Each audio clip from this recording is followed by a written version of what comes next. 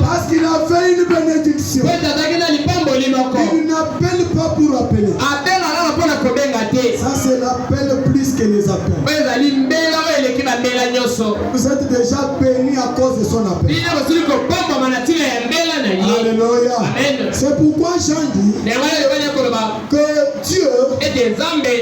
Dieu a fait par Esaïe le prophète prophétiser déjà en avance. Qu'est-ce qu'il a dit? Qu'il a aveuglé les gens. Et il a endurci leur cœur. De peur qu'ils ne voient des yeux et qu'ils ne comprennent du cœur. Lisez Jean chapitre 12, verset 39-40.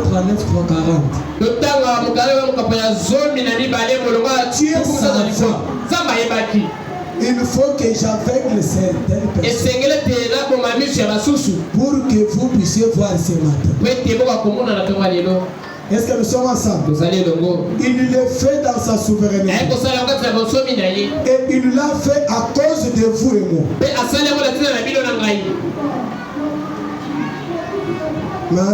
Merci. Difficile de dire merci à Dieu. Qui l'ont pour danser pour Dieu. Oh non, parce que je suis malade. Non, qui t'a dit que tu es malade? Il t'a dit que je suis le Dieu qui te guérit. Pendant que tu es malade, chante seulement le cantique. Oh, on a emprisonné ma vie. Oh, les sorciers de la famille m'ont lié. Pierre a été lié un jour. J'étais dans des prisons. Un petit nombre de gens qui ne savaient même pas comment rédiger une lettre au procureur. Ils se sont réunis dans la maison. Ils ont commencé à chanter. L'ange est puissant. L'ange descend. L'ange agit. L'ange nous croyons que tu es le tout puissant. Que tu peux délivrer Pierre. Pendant qu'il jouait, pendant qu'il chantait, l'ange quitte le ciel. Au lieu de venir dans l'assemblée des saints, il va d'abord en prison. Il regarde Pierre. Messieurs, mets tes vêtements. Lève-toi.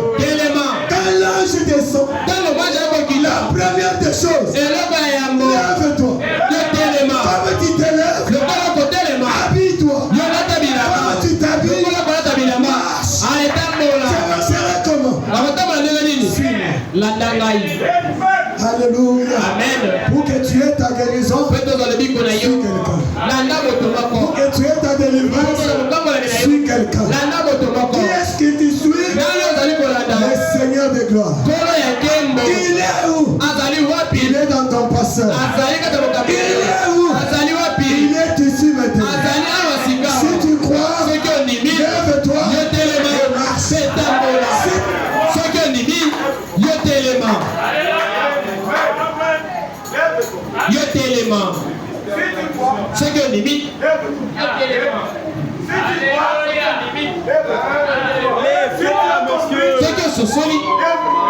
et marche.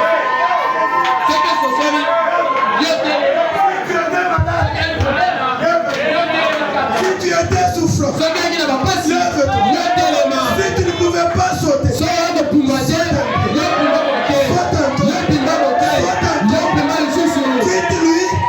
je peux sauter. Quitte-lui, je peux danser. Quitte-lui, je peux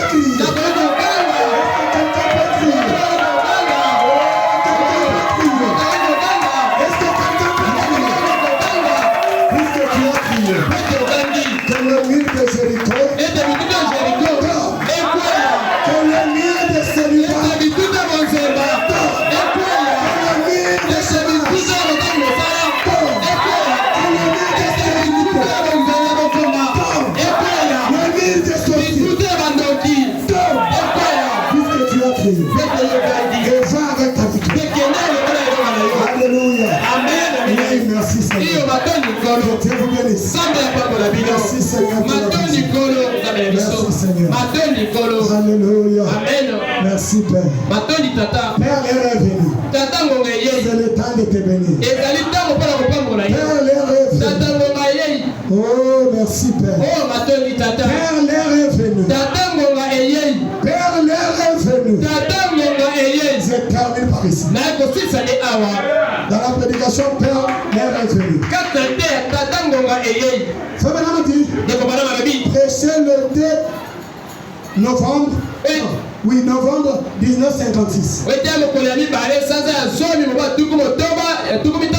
Et si tu as saisi quelque chose, tiens-toi là. Si tu as compris, tiens-toi là. Parce que bientôt, c'est l'atterrissage.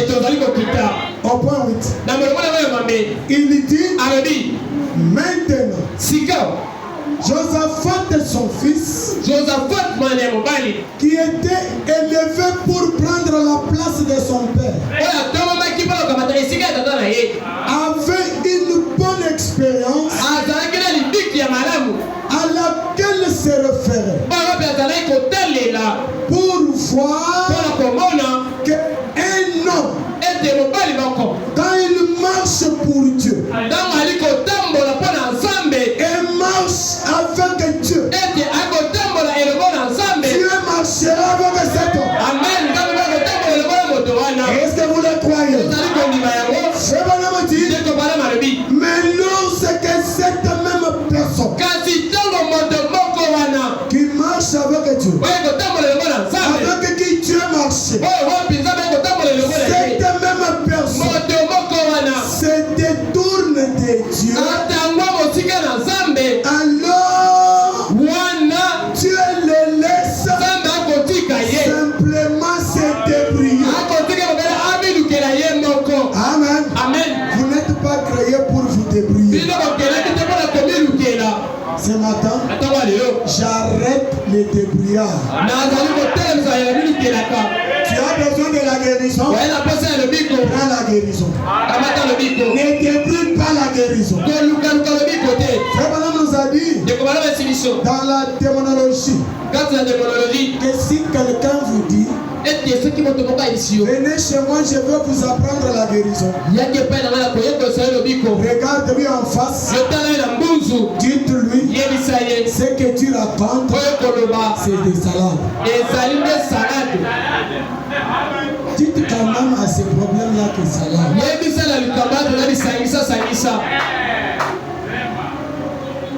Ce matin, j'ai vu clair. Longtemps, j'étais dans les salades. Mais Dieu m'a mis hors salade. Je comprends que j'ai échoué parce que j'étais mélangé. Je n'avançais pas parce que j'étais étouffé. Que Dieu bénisse l'ancien. Il nous a parlé ici. La mort par étouffement. La mort par étouffement. Ce matin, que le Dieu de William Branham hors des étouffements. Que tous ceux qui t'étouffaient prennent le sang. Que cela puisse sécher. Soyez libres. Soyez libre. Frère Branham, qu'est-ce que tu nous dis? Vous n'êtes pas créé pour vous débrouiller. Vous êtes créé à l'image de Dieu. Il dit, et voyons que c'est dommage lorsque nous devons nous débrouiller. Alléluia. Amen. Je ne cherche jamais, moi, Branham, à me fier à ma propre sagesse. Parce que je n'en ai pas du tout. Mais je suis très heureux de ne pas en avoir. Mais si j'en avais, peut-être que je cherchais à me fier, mais le Seigneur a simplement trouvé bon que je n'en ai aucune. Pourquoi? Alors, pour que je puisse simplement lui faire confiance. Et je crois que ce serait bien si nous tous nous essayons de faire cela un peu. Ne le pensez-vous pas? Ne pensez-vous pas que c'est merveilleux de faire confiance à Dieu? Ne pas considérer nos propres idées sur des choses. Peu importe combien nos idées sont bonnes, si ce n'est pas la parole, abandonne ça. C'est ça qui te freine. C'est ça qui te touche. Puisque tu as mélangé tes idées dans la grande idée de Dieu. Parce que tu as utilisé ta pensée dans la grande pensée de Dieu. Et que mon Dieu t'aide à abandonner ça. Pour faire quoi, frère Branham? Ne pas considérer cela, mais nous reposer solennellement sur l'insigne dit le Seigneur. Frère Branham dit, n'essayez pas de raisonner sur l'insigne dit le Seigneur, parce que vous ne comprendrez pas par le raisonnement. Si vous pouvez comprendre et voir exactement comment la chose fera, ça ne sera pas l'acte de la foi. Et il dit, la foi, c'est que vous ne voyez pas. La foi, c'est ce que vous ne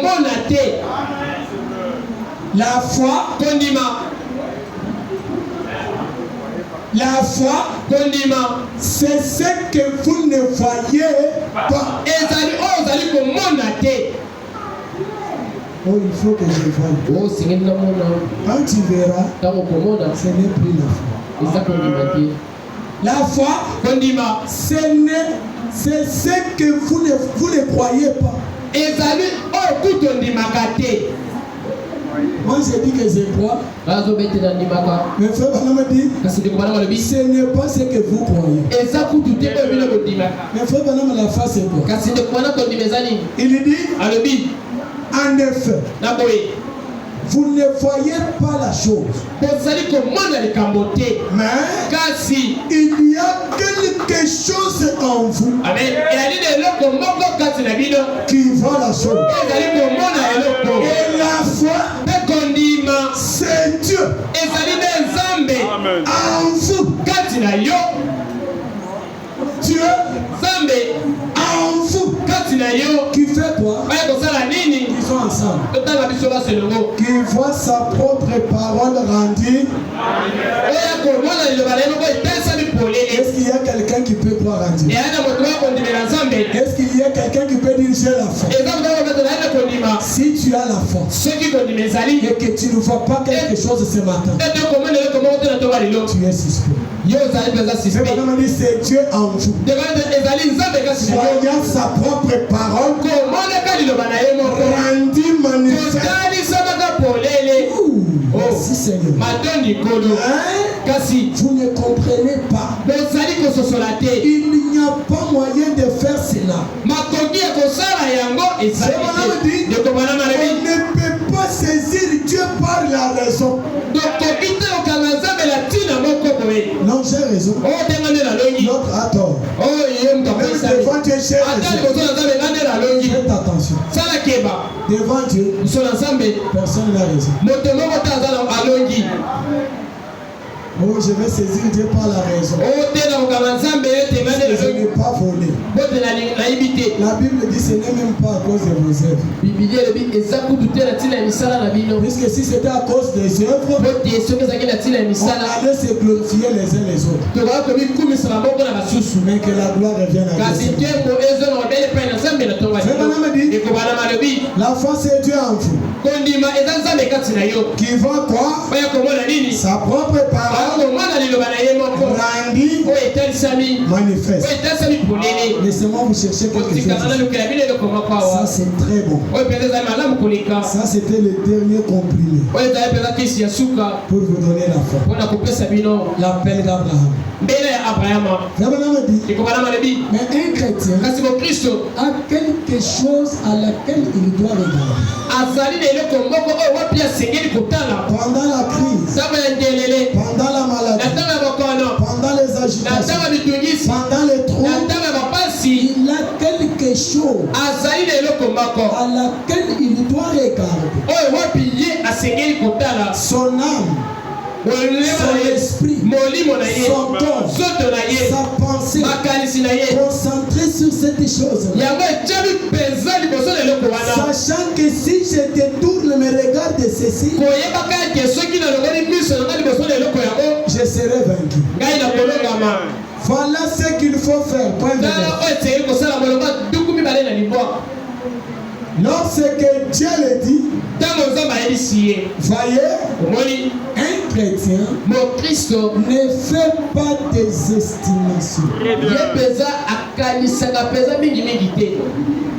Je serai guéri comme ça.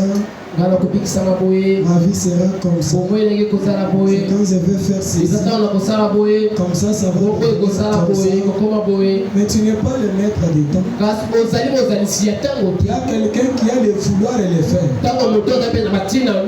Il dit, ni ne regarde aux choses qu'il voit. Vous ne voyez pas avec vos yeux de toute façon.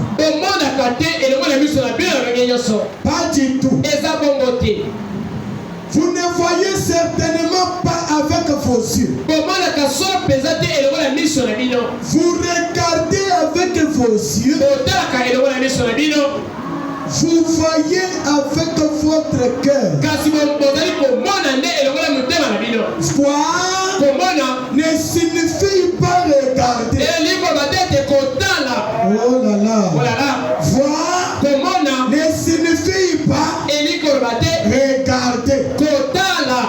Amen. Fais balance. Voir c'est quoi? Il dit voir. Ça signifie comprendre ce que vous regardez. Et pour comprendre, il faut l'intelligence. Et pour comprendre, il faut la révélation. Pour comprendre, il faut la sagesse. Et qui ne vient pas de l'homme, qui vient de Dieu. Jésus a dit à Nicodème, personne ne peut voir s'il n'est né de nouveau. Il ne peut voir le royaume de Dieu. La traduction correcte de voir c'est il ne peut pas comprendre le royaume de Dieu. Quelqu'un peut faire quelque chose et vous montrer cela. Je ne le vois pas. Vous regardez cela, mais vous ne le comprenez pas. Mais vous le voyez, mais vous ne le comprenez pas. Alléluia. Amen. Et vous ne saurez jamais ce que c'est le royaume de Dieu jusqu'à ce que vous naissiez de nouveau. C'est à ce moment-là que vous comprendrez ce que c'est. Alléluia. Amen. Vous saurez ce qui rend ces gens heureux. Amen. Amen. Ce qui fait que ces gens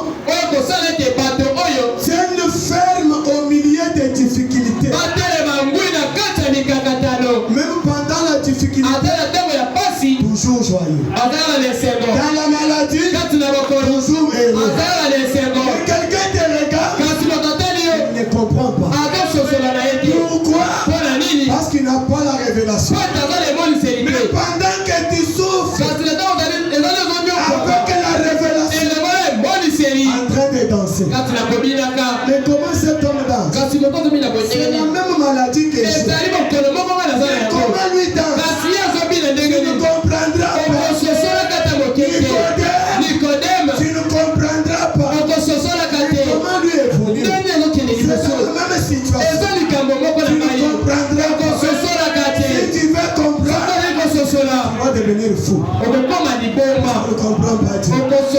Mais si tu veux comprendre, regarde seulement ton frère. Regarde ta soeur.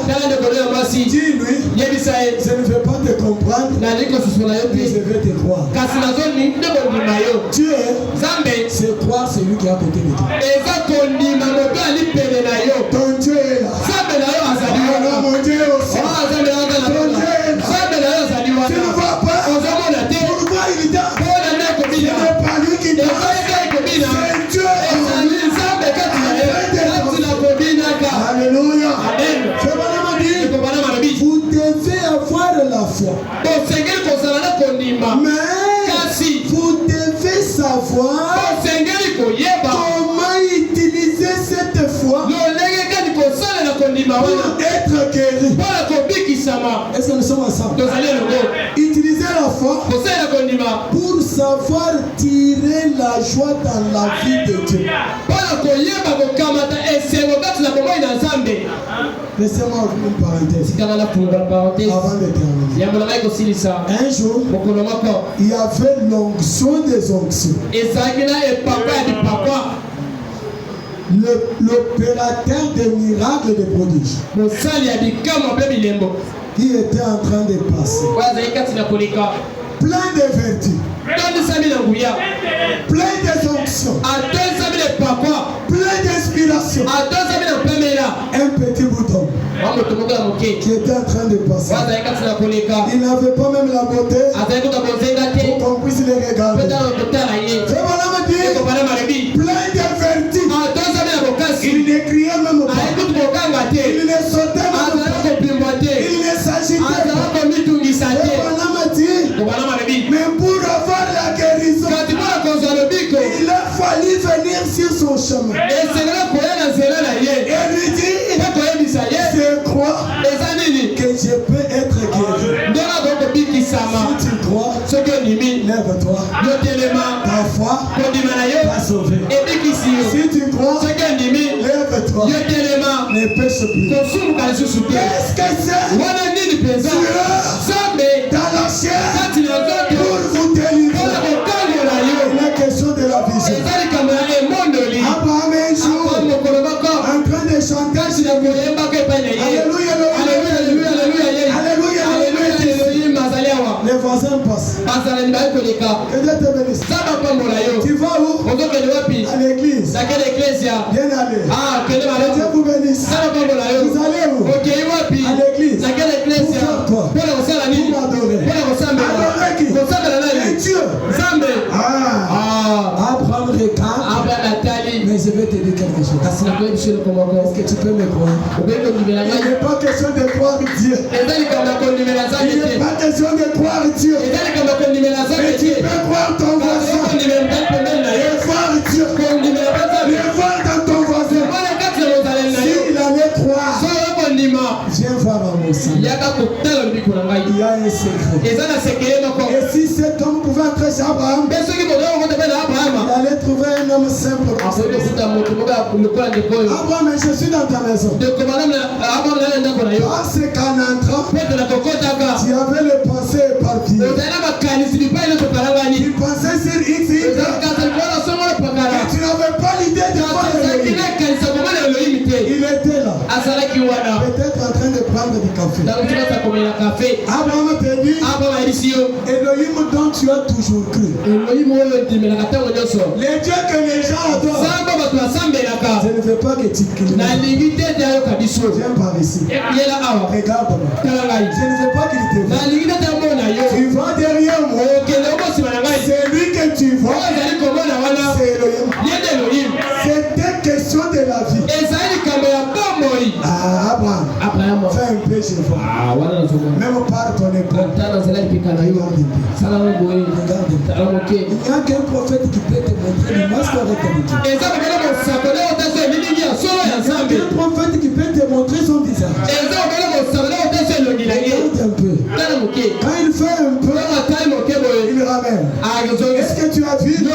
Quand tu regardes ce matin, est-ce que tu as vu? S'il allait dire Abraham, j'ai vu Dieu. Il a fallu avoir la foi pour voir la foi. Alléluia. Amen.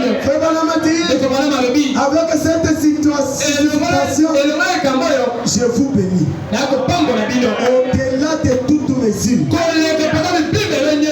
Frère Branham dit, ramenez l'écriture. Frère Branham dit, si vous êtes nés de nouveau. Alléluia. Amen. Est-ce qu'il y a moyen d'assurer la partie suivante? Si vous êtes nés de nouveau. Alléluia. Amen. Il n'y a même pas les friquili qui restent. Si tu es né de nouveau. Fais pas la tout.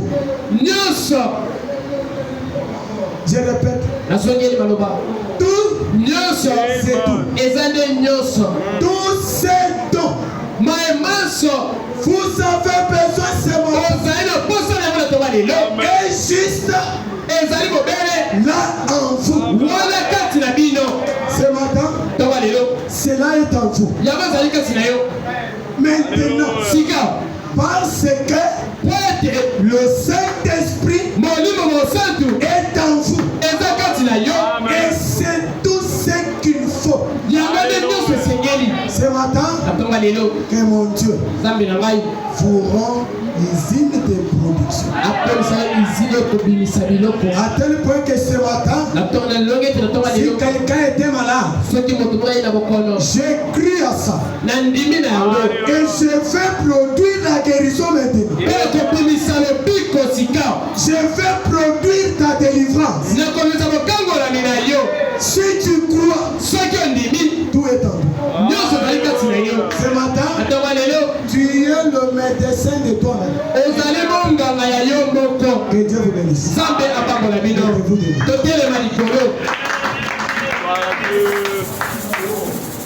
Donnez-nous Jean chapitre 9. Tu es ton propre médecin.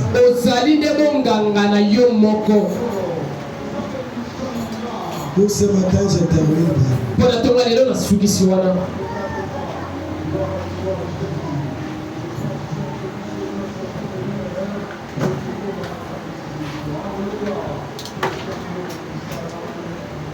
Lisons Jean chapitre 9.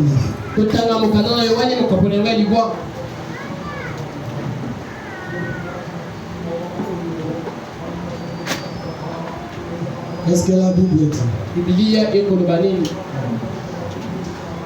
Il est question de la vision. Il y avait un enfant né aveugle, mais qui devrait voir la gloire de Dieu. La Bible dit, Jésus vit en passant un aveugle né de naissance. Ses disciples lui firent cette question. Rabbi, qui a péché? Cet homme ou ses parents? Pour qu'il soit né aveugle. Jésus répondit, ce n'est même ni son père ni lui qui a péché. Écoutez bien. Mais kasi c'est enfin que les œuvres de Dieu soient manifestées en qui? Pas en Jésus. Que les œuvres de Dieu soient manifestées dans cette aveugle. Tu es le médecin de toi-même. Parce que la guérison est en toi. La délivrance est en toi. L'élévation est en toi. Il dit 4. Il faut que je fasse.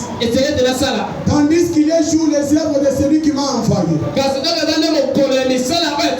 nuit vient où personne ne peut travailler. Pendant que je suis dans le monde, je suis la lumière du monde. Après avoir dit cela, il cracha à terre. Il fit de la boue avec sa salive. Puis il appliqua cette boue sur les yeux de la et lui dit, tu es médecin de toi-même. Et lui dit, maintenant, vois, lave-toi au réservoir de Siloé. Il avait déjà fini son travail. J'ai déjà fini de prêcher. Maintenant, va te laver. Ce n'est pas moi qui vais te laver. J'ai fait mon travail. Maintenant, toi, va te laver. Lève-toi. Va te laver. Il y a là, c'est la voie. S'en retournant, voyant clair. Si tu étais venu aux eaux de Siloé ce matin, lave-toi déjà. Et en retournant maintenant, que tu vois clair. Parce que la lumière est là.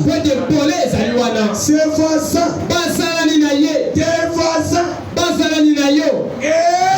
et ceux qui te connaissaient. Ça c'est le verbe non au temps présent. La symphonie a déjà changé. Ceux qui les connus d'avance, comme un mendiant, comme un chômeur, comme un stérile, comme quoi que ce soit, ils sont posés la question. N'est-il pas celui qui tenait assis et qui mendiait? N'est-ce pas celui ce matin dans la face B de ta vie, les saints disaient quand tu quittes ici, ils vont dire c'est lui. D'autres diront non, mais il lui ressemble. Et lui-même dit frappe un peu la poitrine et dis toi-même c'est moi. Dis toi-même c'est moi. Si tu veux être patron, c'est moi. Si tu veux être riche, c'est moi. Si tu veux être délivré, c'est moi. Comme c'est toi, au nom de Jésus, soyez délivrés. Au nom de Jésus, soyez libérés. Cet homme a dit c'est moi. Il lui dit donc, explique-nous comment tes yeux est ouvert. N'expliquez même pas la parole. N'explique pas la révélation. Dites ainsi, dit le Seigneur, il m'a guéri. Comment? L'aveugle répond comment? L'homme qu'on appelle Jésus a fait de la boue. Ah ouais, mes yeux. Avec la boue, on peut vendre. Et m'a dit, va au réservoir de Siloé. Est-ce que vous avez saisi la grammaire? Réservoir doit avoir quelque chose. S'il n'y a pas quelque chose dans ton réservoir, on ne va pas trouver la solution. Élève-toi. Je suis allé. Je me suis lavé. Et j'ai recouvré la vie. Il lui dit, où est cet homme? Il répondit, je ne sais pas. Il menèrent vers le pharisien, celui qui avait été aveugle. Je suis en train de prophétiser sur ta vie. On n'a pas amené un aveugle devant les pharisiens. On a amené celui qui était aveugle. Ici, il n'était pas aveugle. Il voyait. Pourquoi tu vois? Pour me défendre. Écoutez la défense. Oh, c'était un jour de sabbat. Que Jésus avait fait la boue. Et lui avait ouvert les yeux. De nouveau, les pharisiens aussi lui demandaient comment il avait recouvré la vie. Il leur dit, il a appliqué des labous sur mes yeux. Je me suis lavé et je vois. Sur quoi quelques-uns des pharisiens disent, cet homme ne vient pas de Dieu. C'est la même écriture. On peut la regarder et être totalement indifférente. Encore à 100%. Il est question de la révélation. Cet homme ne vient pas de Dieu. Qui est cet homme? Dieu lui-même.